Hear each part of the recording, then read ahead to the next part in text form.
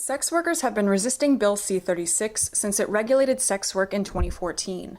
The fight has led around 70 people in Montreal to the steps of Le Palais de Justice on October 7th. They're demanding the decriminalization of sex work, a consensual job. Thousands of workers have spent the last 7 years building an unprecedented legal case to show lawmakers exactly how to do it. Their day in court came this week. Bill C-36 is now law, the Protection of Communities and Exploited Persons Act. It's attempted to federally regulate prostitution and balance protections for exploited people who are being trafficked. Sandra Wesley is the director of Stella, a Montreal-based community organization and charity. So we don't just employ a few sex workers, we actually are sex workers at every level of management in the organization. We primarily give services to the community, so sex workers can come to us for condoms and other material, but also with help with anything that they need to do, whether going to court, going to the doctor, finding an apartment, anything that they need while they're doing sex work, but also for the rest of their lives after they've stopped doing sex work, if they stop, because we know that the stigma follows us forever. She says this act made their consensual sex work increasingly unsafe, invites disproportionate policing to those already vulnerable, and impedes on their charter rights as Canadian workers. So that's the gist of the arguments, and obviously it gets quite complicated in court because nothing is straightforward when it comes to constitutional law. Wesley's Voice and Stella's members joined those in an Ontario Superior Court today.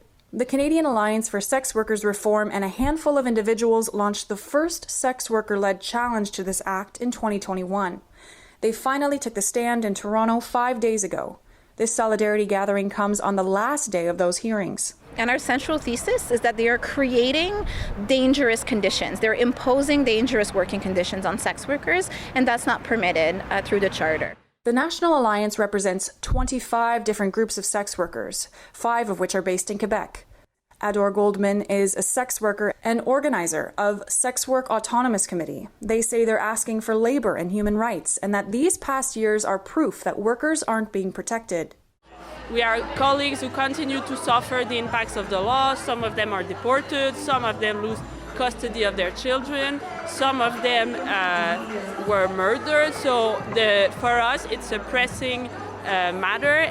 While sex work technically is still legal on paper in Canada, it's illegal to communicate or make online or offline ads about it. Without advertisement or communication, sex workers say they can't screen clients for safety or properly negotiate boundaries and prices. It's illegal to accept money from sex workers or unionize. If a third party, like for example a landlord, sees that their rental is being used for sex work, landlords become liable to conviction, and then they may evict the sex worker. It's even illegal to be a paid taxi driver or a bodyguard for a sex worker. And this is not all. While it technically is still legal on paper to do sex work, it criminalizes those who take the risk to buy services, like Mark Boris St. Maurice. I think there's not enough clients that are speaking out, and I think it's a good idea that more do, because obviously there are so many out there. There's so many sex workers that are out and proud. I think we also need, as clients, to do our part, step up, show our faces, and say, look, we're clients, we're criminals, so what? Thousands in court and on the streets say that these laws infringe on sex workers' charter rights to safety, a safe workplace, and freedom of association and expression, especially those who constantly fight for these rights anyways, like Indigenous, Black, disabled, trans, or migrant sex workers. Clients who are trying to avoid police don't give a worker their real name. So, for example, if they're transphobic, racist, or xenophobic, workers can't hold them accountable and report violence. Ana East Montenegro is with Aztec, a harm reduction organization created for and by trans people. I used to work on the streets, and the police was harassing me, and they sent me to court all the time.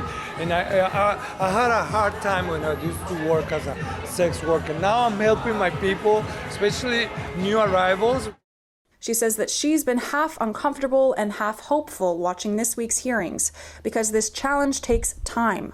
She says she hopes that a reform or a repeal of this act will lead to other laws being changed, like those that force migrant sex workers to face deportation if convicted of doing their jobs.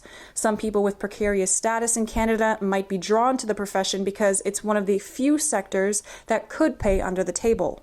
Sometimes as an immigrant, you don't change your name and you need to find a job, find an apartment where to live. So I will let them know how the society should act for, since we are a country of rights, that everybody's life matters. Wesley says Stella will continue to be there for the community after hearings are finished this week, like they've been doing for decades. She says it could take years to get a decision back at this first level of court. She says they'll turn their collective power to pressuring Parliament for change. We have a case that actually represents very well the diverse realities of sex workers. We didn't compromise. We didn't leave anyone behind in the pursuit of a win. We actually brought a fulsome record of the realities of sex workers across Canada. And I think that's something to be proud of. In the meantime, sex workers and their supporters here in Quebec continue to say, Sarah Jesmer, Montreal.